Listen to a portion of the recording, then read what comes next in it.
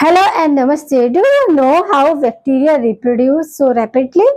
I believe understanding this process can help us control infection and develop better treatment. मेरा नाम है शालिनी राव। मैं digital biology शास्त्र की डिजिटल रचयिता हूँ। आपको हमारा वीडियो पसंद आए तो लाइक करें, शेयर करें, साथ ही सब्सक्राइब करें। साथ ही बेल आइकन के बटन को प्रेस करना ना भूलें, जिससे कि आपको न्यू वीडियो की नोटिफिकेशन मिलती रहे। तो गाइस स्टार्ट करते हैं हम अपना आज का टॉपिक। हमारा क्या चल रहा है, माइक्रोबायोलॉजी, जिसके अकॉर्डिंग हम क्या कर रहे हैं, माइक्रो ऑर्गेनिज्म लाइक एज जैसे बैक्टीरिया, वायरस, प्रियॉन्स, वायरॉइड, इनका स्टडी कर रहे हैं। वायरस का हमने काफी कुछ देख लिया है, बैक्टीरिया का भी हमने इसका बैक्टीरिया का शेप, साइज और इसमें जो मेम्ब्रेन होती है बैक्टीरिया सेल, वो सभी कुछ हमने यहाँ पर स्टडी कर लिया है। आज हम 10 पार्ट लेकर आए हैं, जिसमें कि हम रिप्रोडक्शन इन बैक्टीरिया के बारे में बताने वाले हैं। और 9 पार्ट में हमने बैक्टीरिया रिप्रोडक्शन स्टार्ट किया था, जिसमें आपके वेजिटेटिव मेथड और आपका असेक्सुअल मेथड अप्रिशिएट हो चुके थे। अब यहाँ पर हम क्या करेंगे, आपका जेनेटिक रिकॉम्बिनेशन या जीन रिकॉम्बिनेशन वाला पार्ट, यानी कि थर्ड प्रोसेस यहाँ पर हम इस पार्ट में डिस्क्राइब करने वाले हैं। तो जैसे कि आपको पता है कि बैक्टीरिया में क्या होता है कि कोई भी सेक्स ऑर्गन नहीं होते हैं, तो ये क्या करते हैं, ये अपना जेनेटिक मटेरियल ही ट्रांसफर करते हैं। कैसे करते हैं, असेक्सुअल में क्या हुआ, आपके 4 वाया मेथड थे। आपका एंडोस्पोर्स था और आपका जूस्पोर्स था, कॉनिडिया थे और सिस्ट फॉर्मेशन थे। कि किस तरह हमने 1 बाय 1 सभी को क्या किया है, डिस्क्राइब किया है। सिस्ट फॉर्मेशन यानी कि आपका जो प्लाज्मा मेम्ब्रेन प्रोटोप्लाज्म है, वो क्या होता है, अनफेवरेबल कंडीशन में कंडेंस होना शुरू हो जाता है और धीरे धीरे धीरे काफी मल्टी लेयर्ड स्ट्रक्चर बना लेते हैं, जिसे सिस्ट बोलते हैं। जैसे फेवरेबल कंडीशन आती है, सिस्ट ब्रेक हो जाती है और स्पोर्स फ्री हो जाती है। वेजिटेटिव में हमने देखा था बाइनरी फिजन और आपका budding. Binary fission common most है, किसमें, बैक्टीरिया में बहुत देखने को मिलता है। और फिर अब हम तीसरा मेथड देख रहे हैं, जीन रिकॉम्बिनेशन। इसे हम स्टोर ऑफ सेक्सुअल रिप्रोडक्शन भी बोलते हैं या फिर जीन रीशिफ्टिंग भी बोलते हैं। क्यों, क्योंकि इसमें क्या है, कोई सेक्स ऑर्गन तो है नहीं है, सिर्फ जेनेटिक मटेरियल जो होता है वो क्या होता है, ट्रांसफर होता है वन बैक्टीरिया सेल से अनदर बैक्टीरिया सेल में। इसी में हमने कुछ टर्मिनोलॉजी भी देखी थी, जैसे हमने F+ देखा था। F+ यानी कि मेन जीनोम के साथ F प्लाज्मिड की प्रेजेंस।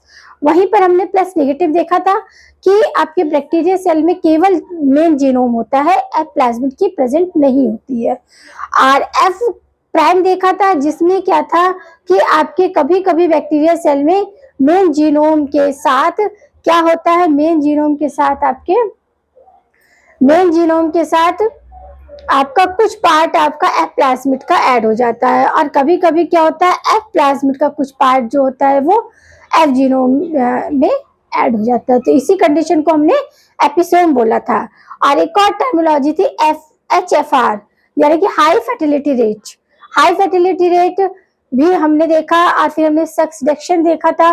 सेक्सडेक्शन में यानी कि सेक्सडेक्शन जब हम क्या करते हैं कि F' और आपका F नेगेटिव के साथ क्रॉस कराते हैं, तो हमें रिजल्ट में 2' बैक्टीरिया सेल मिलता है।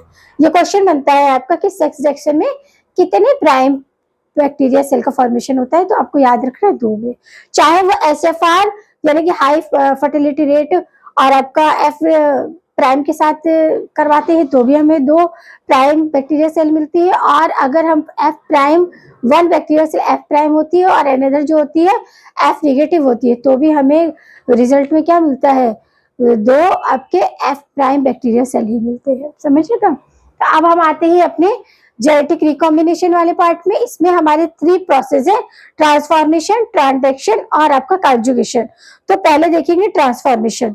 क्योंकि जब ये बैक्टीरिया का इस तरह का डिस्कवरी चल रहा था, तब तक ये आइडेंटिफाई नहीं कर पाए थे साइंटिस्ट कि आपका जो जेनेटिक मटेरियल है वो फाइनली है क्या। कि कुछ बोल रहे थे कि प्रोटीन होता है, कुछ बोल रहे थे कि अदर्स कुछ सब्सटेंस होते हैं। बट पहली बार इसी प्रैक्टिक एक्सपेरिमेंट से ये आया निकल के कि जेनेटिक मटेरियल ही आपका ट्रांसफर होता है one cell to another cell में। तो वहां पर क्या होते हैं, जेनेटिक मटेरियल में आपके डीएनए आरएनए आए। इससे पहले कुछ बोल रहे थे कि प्रोटीन ट्रांसफर होता है, कुछ लिपिड्स को बोल रहे थे, मतलब पूरी तरह से आइडेंटिफाई नहीं हो पाया था। जब गिरिफ्थ ने, देखो ट्रांसफॉर्मेशन का कंसेप्ट किसने दिया, गिरिफ्थ साइंटिस्ट ने दिया 1928 में। जब गिरिफ्थ ने ये दिया तभी ये पता आइडेंटिफाई हुआ कि जेनेटिक मटेरियल रिस्पॉन्सिबल होता है वन जनरेशन या फिर one cell to transfer another cell. तो ट्रांसफॉर्मेशन क्या है, transfer of genetic material from one bacterium to another bacteria. Unknown method था, जब तक ये पता ही नहीं था कि ट्रांसफॉर्मेशन से ही प्रूफ हुआ कि जेनेटिक मटेरियल भी ट्रांसफर होता है। उससे पहले प्रोटीन, लिपिड्स, इन सबको मान रहे थे साइंटिस्ट कि ये सब क्या होते हैं, कि ट्रांसफर होते हैं one cell to another cell में। तो अब गिरफ्त ने क्या किया है, देखिए स्टेप्टोकोकस निमोनी, ये बैक्टीरिया पर इन्होंने एक्सपेरिमेंट किया था। इसे डिप्लोकोकस निमोनी भी बोलते हैं। इसका क्या किया, इन्होंने दो स्ट्रेन लिए, एक एस ट्रिपल स्ट्रेन लिया और एक आर डबल स्ट्रेन लिया। क्या लिया, एस ट्रिपल और आर डबल स्ट्रेन लिया। एस ट्रिपल स्ट्रेन जो था वो स्मूथ था, कैप्सुलेटेड था, म्यूको आपका पॉलीसेकेराइड की लेयर थी, एनकैप्सुलेटेड था और वीरुलेंट था, यानी कि डिसीज कॉज कर रहा था। और आर डबल स्ट्रैंड डीएनए जो था वो रफली था नेचर में, नो म्यूको पॉलीपेप्टाइड नहीं था यहाँ पर कोड, और नॉन कैप्सुलेटेड अवीरुलेंट, यानी कि ये कोई भी डिसीज माइस में नहीं कर रहा था। इन्होंने माइस पे एक्सपेरिमेंट किया था। तो पहला देखिए कंडीशन क्या था कि इन्होंने आर सेकेंड यानी कि आर डबल लाइव स्ट्रेन लिया, माइस में इंजेक्ट किया, तो माइस क्या कर रहा था, सर्वाइव कर रहा था, यानी कि निमोनिया नहीं हुआ था उसे। सेकेंड कंडीशन में क्या किया, एस ट्रिपल स्ट्रेन लिया इन्होंने और माइस में इंजेक्ट किया, तो माइस क्या हुआ, डेड हो गया, डाई हो गया और उसे निमोनी हो गया, यानी कि इफेक्ट हुआ। थर्ड कंडीशन में इन्होंने क्या किया कि एस थर्ड को हीट किल किया, यानी कि जो भी एस थर्ड का जो मटेरियल था उसको हीट किया, हीट करके माइस में इंजेक्ट किया, तो भी माइस क्या कर रहा था, सरवाइव कर रहा था, मरा नहीं था। तो यहाँ निमोनिया के आपके फीचर्स भी नहीं आए थे। लास्ट प्रोसेस में इन्होंने क्या किया, फोर्थ प्रोसेस, फर्स्ट प्रोसेस में क्या किया, आर डबल एन स्ट्रेन को लिया, इंजेक्ट किया, आपका माइस जो था वो मजे से सरवाइव कर रहा था। सेकेंड में इन्होंने एस ट्रिपल स्ट्रेन लिया और उसको इंजेक्ट किया, माइस क्या हुआ, डाई हो गया। थर्ड स्टेप में इन्होंने एस ट्रिपल स्ट्रेन को हीट करके इंजेक्ट किया, तो भी क्या हुआ कि माइस बढ़िया आराम से सरवाइव कर रहा था, कोई इफेक्ट नहीं हुआ था। मगर फोर्थ स्टेप में इन्होंने क्या किया, एस जो थर्ड स्ट्रेन था उसको क्या किया, हीट किया और इसके साथ इन्होंने आर डबल स्ट्रेन को भी मिक्स किया। अब ये सब्सटेंस इंजेक्ट किया माइस में, तो माइस क्या हुआ, डाई हो गया और उसमें निमोनिया के फीचर्स आए, यानी कि जेनेटिक मटेरियल ट्रांसफर हुआ। देखो इसका डीएनए किसका, हीट किल्ड बैक्टीरिया का, ये हीट किल्ड बैक्टीरिया किसमें आपको इंजेक्ट इन्होंने मिलाया, आपके आर डबल लाइव जो अवीरुलेंट था उसमें इन्होंने इंजेक्ट करके मिक्स करके दिया, तो क्या हुआ, डीएनए जो हीट किल वाला था उसका डीएनए कहाँ ट्रांसफर हो गया, आपके आर डबल स्ट्रैंड में, और ये दोनों ने क्या किया, माइस को इन्फेक्ट किया। तो कंक्लूजन आता है, some time transferring for S triple strain heat killed, S triple strain जो है उसको प्लस किया किसके साथ, आर डबल लाइव स्ट्रेन में। तो आर डबल लाइव स्ट्रेन क्या था, ये तो आपका नॉन डिसीज वेक्टर था, इसमें तो डिसीज नहीं हो सकती थी माइस को, तो इसको किसमें इम्पैक्ट किया, इसको इन्होंने कंबाइंड किया एस ट्रिपल हीट किल्ड। तो अब ये किया तो get transfer in virulent and causes disease. अब क्या हुआ कि जो डीएनए था हीट किल्ड वाला वो कहाँ चला गया, आपका आर डबल स्ट्रैंड में, और आर डबल स्ट्रैंड में जाने से क्या हुआ, माइस को डिसीज हुई। तो यही कंक्लूजन निकल के आया कि जो ट्रांसफर हुआ था वो जेनेटिक मटेरियल था। तो first time transfer of genetic material from one cell to another cell, इसी को हमने ट्रांसफॉर्मेशन का नाम साइंटिस्टों ने दिया। कितने, आपका 1928 में। समझ लगा किस तरह आपका ट्रांसफॉर्मेशन अब देखेंगे कॉन्जुगेशन। अब देखेंगे हम conjugation, second method conjugation. Conjugation में क्या होता है कि आपका transfer of genetic material from one bacterium to another bacterium cell with the help of conjugation tube. Conjugation tube, formation of conjugation tube के लिए कौन रिस्पॉन्सिबल होता है? पिलाई। बताया था हमने कि जो बैक्टीरिया सेल होती है उसमें आपके सरफेस अपेंडिसेस होते हैं, 3 होते हैं। कौन कौन से होते हैं? एक तो पिली होता है जो सबसे छोटा होता है, नहीं ये सबसे नंबर 1 पे क्या होता है? फ्लैजेला होता है। क्या होता है? फ्लैजेला। और सेकंड नंबर पर होता है आपका पिली, और थर्ड नंबर पे होता है फिब्री। ये तीनों के तीनों क्या बताए थे हमने जब बैक्टीरिया सेल को एक्सप्लेन किया था? तो बताया था ये तीनों के तीनों सरफेस अपेंडिसेस है, यानी कि सरफेस से कनेक्ट होने के लिए बैक्टीरिया इनको यूज करता है। तो उसी में से आपकी जो पिली है, या ये पिली जो है वो क्या फॉर्म करने के लिए रिस्पॉन्सिबल होती है? Conjugated tube. Conjugated tube, 2 bacteria cell. अब ये 2 बैक्टीरिया सेल हमने लिए, एक ये है एक ये। इसमें genetic material double standard DNA है और साथ में एफ प्लाज्मिड है। जबकि दूसरी बैक्टीरिया सेल हमने लिया है जिसमें केवल आपका क्या है? सर्कुलर डबल स्टैंडर्ड डीएनए है। इन दोनों के बीच अभी ये जो एफ प्लस वाला है जिसमें आपके जीनोम के मेन जीनोम के साथ साथ आपका एफ प्लाज्मिड भी प्रेजेंट है, इसे मेल की तरह बिहेव करेगा। और जिसमें आपका ओनली क्या है? सर्कुलर डीएनए है डबल स्टैंडर्ड, वो फीमेल की तरह रिएक्ट। अब इन दोनों में जब क्रॉस कराते हैं, जब इन दोनों में क्या हुआ? क्रॉस हुआ, तब क्या हुआ कि ये दोनों बैक्टीरिया सेल एक दूसरे से कनेक्ट हो गई। किसकी? Via conjugated tube. Conjugated tube format करने के लिए कौन रिस्पॉन्सिबल है? फिली आपकी, जो आपके सरफेस अपेंडिसेस थे, तो फ्लैजेला था, फिम्बरी था और पिली था। तो पिली जो है वो रिस्पॉन्सिबल होता है कंजुगेटेड ट्यूब बनाने के लिए। अब यहाँ हुआ तो अब कंजुगेटेड ट्यूब बन गया। तो जो आपका एक बैक्टीरिया सेल कौन सी थी? आपकी एफ प्लस वाली, जिसे मेल की तरह बिहेव करना है, उसमें क्या होता है? जो एफ प्लाज्मिड होता है ये भी डबल सर्कुलर होता है। तो इसका एक सर्कल जो होता है वो खुल जाता है फिलामेंट के फॉर्म में, और वो इधर अनदर बैक्टीरिया सेल में ट्रांसफर होने लगता है। अब यहाँ पूरी तरह से ये यहाँ आके उसके जो मेन जीनोम है दूसरे का, उससे आके दूसरे बैक्टीरिया सेल के मेन जीनोम से आके ये अटैच हो गया। और अब यहाँ रिजल्टेंट क्या हुआ? 2 बैक्टीरिया सेल बने जिसमें कि आपकी क्या है? 2 एफ प्लाज्मिड। हमेशा याद रखना है कि जब 1 रिजल्ट क्या आया कि आपका एफ प्लस यानी कि मेन जीनोम के साथ एफ प्लाज्मिड भी प्रेजेंट है, और ये एफ क्या है? ये सेल बैक्टीरियल कैसी है कि मेन जीनोम में प्रेजेंट है, एफ प्लाज्मिड एब्सेंट है। इन दोनों के बीच क्रॉस कराते हैं तो हमेशा 2F यानी कि मेल गैमेट, मेल प्लाज्मिड जिसे बोलेंगे, या 2 आपका F plus, 2F plus bacteria cell का ही फॉर्मेशन होता है। ये आपको याद रखना है। समझ लगा? ट्रांसफॉर्मेशन में क्या था कि बैक्टीरिया सेल एक सेल से दूसरे सेल में इंजेक्ट हो गई। माइस पे इन्होंने क्या किया था? एक्सपेरिमेंट किया था कि फर्स्ट कंडीशन में क्या लिया था? आर डबल स्टैंडर्ड स्ट्रेन, तो रैट सरवाइव कर रहा था, निमोनिया नहीं हुआ था। सेकंड में एस ट्रिपल स्ट्रेन ले लिया था तो डाई हो गया था। थर्ड में क्या किया था कि एस ट्रिपल स्ट्रैंड को इन्होंने हीट करके इंजेक्ट किया था, तो क्या कर रहा था? रेट आपका सरवाइव कर रहा था।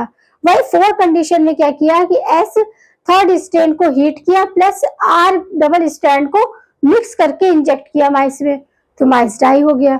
वहां ट्रांसफॉर्मेशन दिखा रहे थे कि एक बैक्टीरिया सेल से दूसरे में पूरा जेनेटिक मटेरियल ट्रांसफर हो गया है।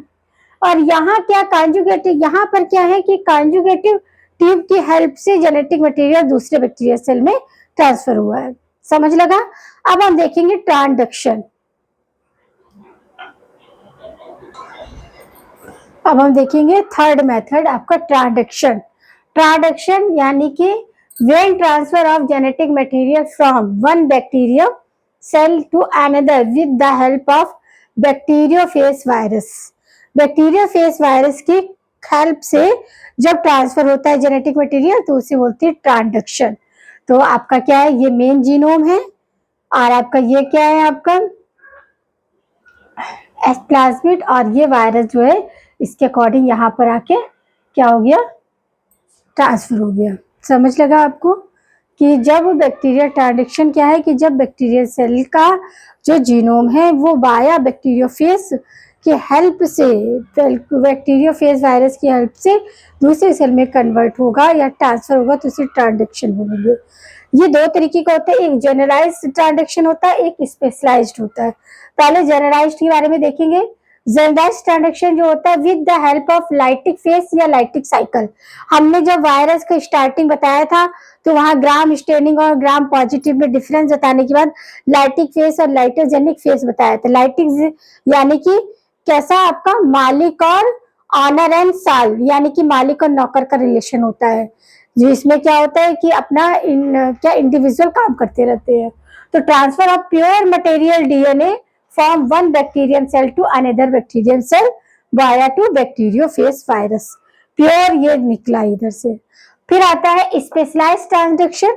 इसमें क्या होता है with the help of temperate face या लाइसोजेनिक। लाइसोजेनिक का रिलेशन हमने कैसे बताया था, गेस्ट और हॉस्ट का, गेस्ट और हॉस्ट की तरह रिलेशन बताया था। ये आपको समझ आएगा। आप वायरस का पार्ट 1 या पार्ट 2 देखिए, इसी का आपका माइक्रोबायोलॉजी के पार्ट 3 में आपको ये लाइसोजेनिक और लाइटिन ये साइकिल का डिफरेंस हमने बकायदा 15 या 10 पॉइंट में लिखाया है, अंदर से आपको अच्छे से स्टैंड हो जाएगा। तो यहाँ पर क्या रिलेशन होता है, हॉस्ट और गेस्ट का होता है। Transfer of some viral DNA along the bacterial DNA from one bacterium to another cell, और इसको क्या बोलते हैं, प्रोफेस बोलते हैं इसे, और इस तरह की सेल को लाइसोजेन सेल बोलते हैं। बताया था अभी हमने जब हम टर्मिनोलॉजी बता रहे थे, इसे क्या बोलते हैं, इसे बोलते हैं लाइसोजेन सेल।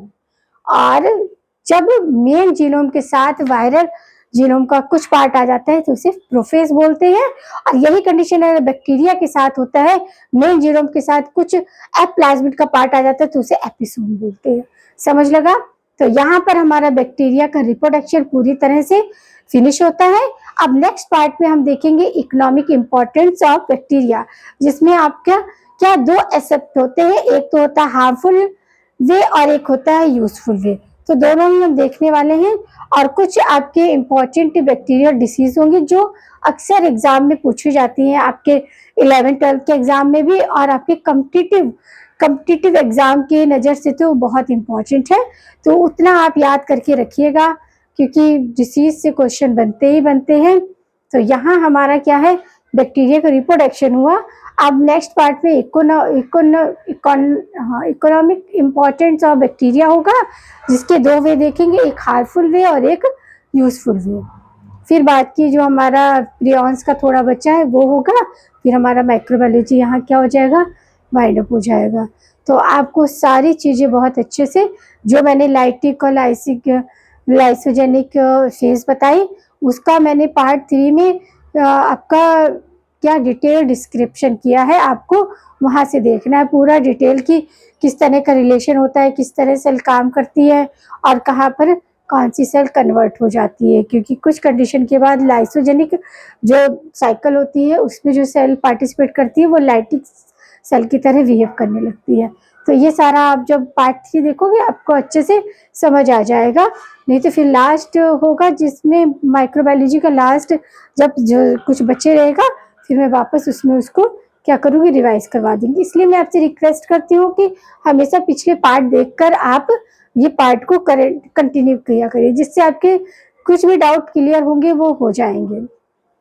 रह जाते हैं तो वो डाउट क्या हो जाते हैं, इजी वे में क्लियर हो जाते हैं। तो अब मिलते हैं हम नेक्स्ट पार्ट में। नेक्स्ट पार्ट हमारा होगा इकोनॉमिक इम्पोर्टेंस ऑफ बैक्टीरिया। जिस तरह हमने वायरस का देखा था कि प्लांट वायरस इम्पोर्टेंट, आपका प्लांट वायरस देखे थे, ह्यूमन डिसीज जो वायरस थी वो भी देखे थे, और सब एनिमल्स के वायरस डिसीज देखी थी। इसी तरह हम बैक्टीरियल डिसीज देखेंगे ह्यूमन में और आपके एनिमल्स में, जो इम्पोर्टेंट है आपके कॉम्पिटिटिव एग्जाम की नज़र से भी और आपके बोर्ड एग्जाम की वे से भी। तो वो सारा हम एक जगह आपको कॉम्पैक्ट फॉर्म में लिखा देंगे। और फिर इसके बाद यूजफुल होगी कि कौन कौन से बैक्टीरिया यूजफुल भी होते हैं। ऐसा नहीं कि सारे बैक्टीरिया हमें हार्म ही देते हैं, कुछ यूजफुल भी होते हैं। क्योंकि हमने आपको पहले भी बताया है कि टेक्नोलॉजी हमारी जो आज की है वो सारी की सारी हमारे किस पे चल रही है, ये टेक्नोलॉजी माइक्रो ऑर्गेनिज्म पर ही ज़्यादा बेटर अंडरस्टैंड हो रही है। ठीक है, तो नेक्स्ट पार्ट में मिलते हैं।